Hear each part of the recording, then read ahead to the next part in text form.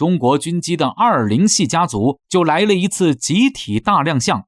同时还有中国空军另一款知名机型歼16双发重型战斗机携带反舰模式挂载呼啸助阵。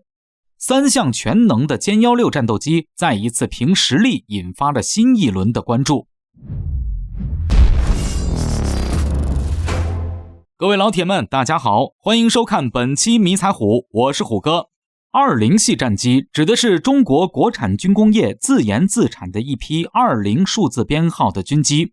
对于广大军迷朋友们而言，可谓是再熟悉不过。譬如歼20隐身战机、运20战略运输机、直20通用直升机，以及尚未谋面的传闻中镇国神器轰20隐身战略轰炸机。值此8·1建军节之际，中国军机的20系家族就来了一次集体大亮相。同时还有中国空军另一款知名机型歼16双发重型战斗机携带反舰模式挂载呼啸助阵。3项全能的歼16战斗机再一次凭实力引发了新一轮的关注。央视军事官宣发布了歼20隐身战机、运20战略运输机以及直20通用直升机的组合视频。在视频中，20系战机的飞行员们齐聚一堂，面向镜头庄严喊话，要为陆军腾飞插上钢铁翅膀，是直20飞行员的使命担当。祖国和人民需要的地方，就是运20航迹延伸的方向。守卫蓝天，逢敌亮剑，歼20飞行员绝不负众望。从飞行员的讲话中，其实也能看出存在共通性的一点。20系战机目前已经成为了解放军队伍里担任精锐主力的中坚机型，对于解放军现阶段和未来的发展都有着极为重要的意义。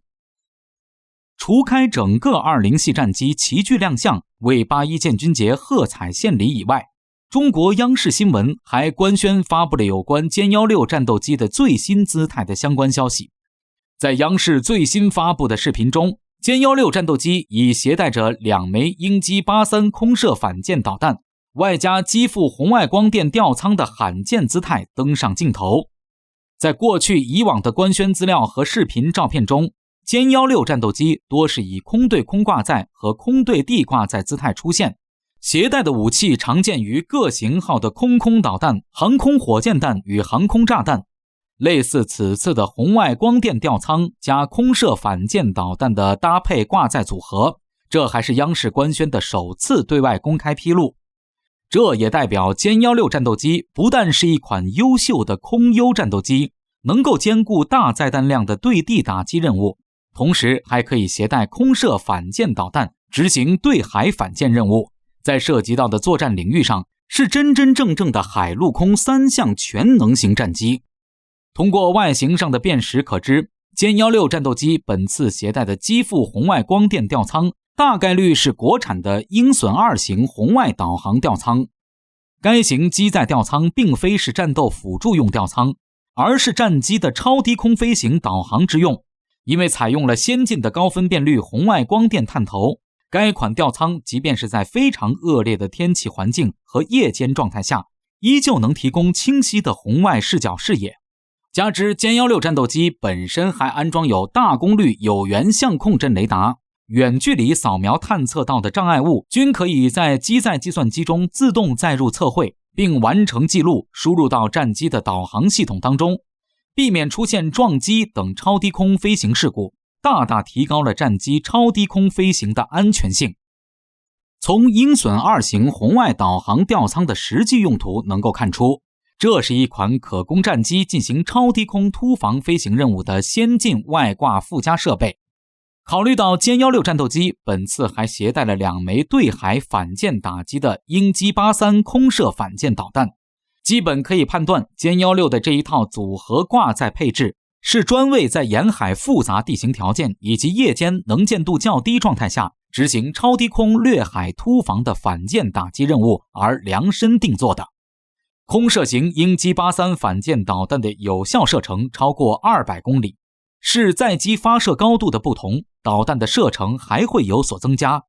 大约200公里的有效射程并非是中远程武器，只能算是近程。这也更进一步证明了歼16在反舰挂载模式下承担的是近海防御的反舰打击任务。